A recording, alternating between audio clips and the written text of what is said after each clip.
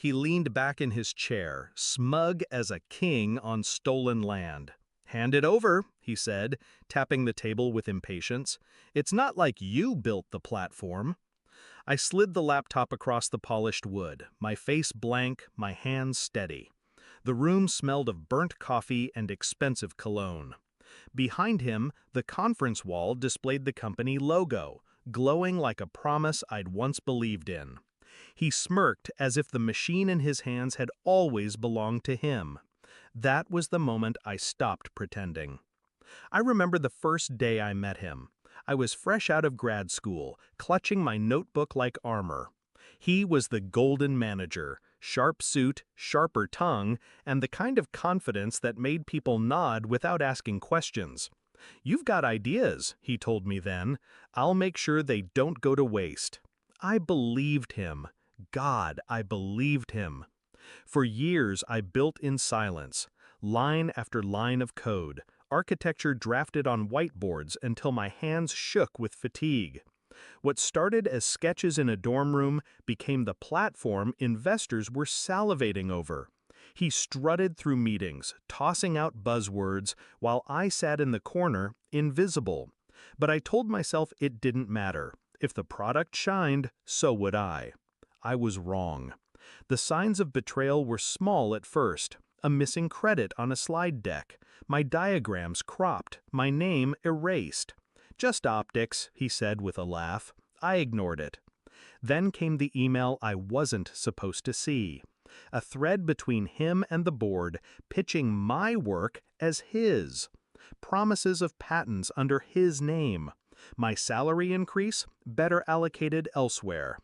That was when something inside me stilled. Not rage, not heartbreak, just a cold, precise clarity. If he wanted ownership, I'd give it to him. Every single fragile piece of it.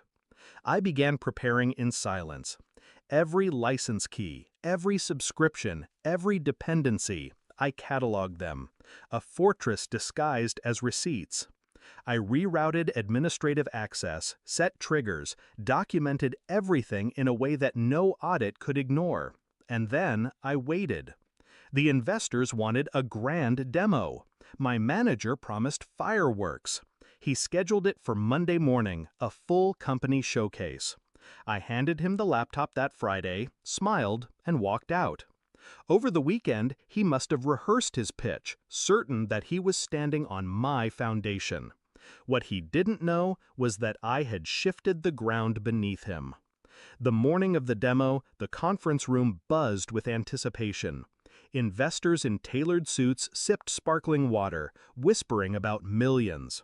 The big screen flickered to life as my manager swaggered forward, laptop in hand.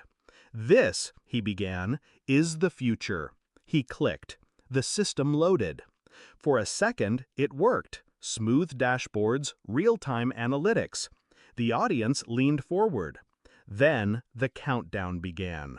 A little line of text I'd buried deep in the code, "License expired. Please renew."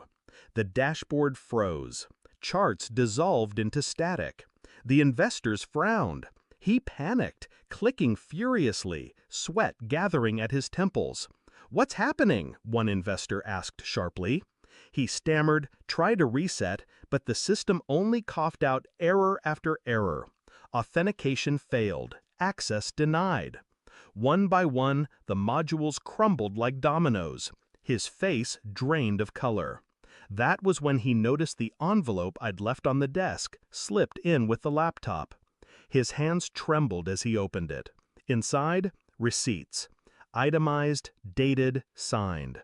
Every tool, every license, every component bought with my account under my name.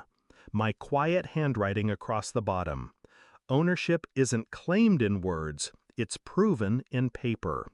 The investors demanded answers. He mumbled excuses, but their eyes were already on me, seated in the back row. For the first time, they saw me, not as a ghost in the machine, but as the architect holding the blueprints.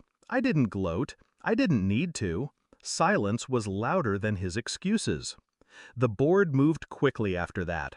Contracts were reviewed, credits reassigned. My name resurfaced on patents and presentations. His was quietly scrubbed, his office emptied by Friday. When I think back, I don't feel guilt, only inevitability. He thought he could strip me of credit because he held the title. He thought ideas belonged to the loudest voice in the room. But code doesn't care about ego. Systems don't run on arrogance. I didn't destroy him. He destroyed himself the moment he underestimated me. So when people ask how I stayed calm while he demanded my laptop, I tell them the truth. I wasn't giving up control. I was handing him the rope, and he hung himself with it.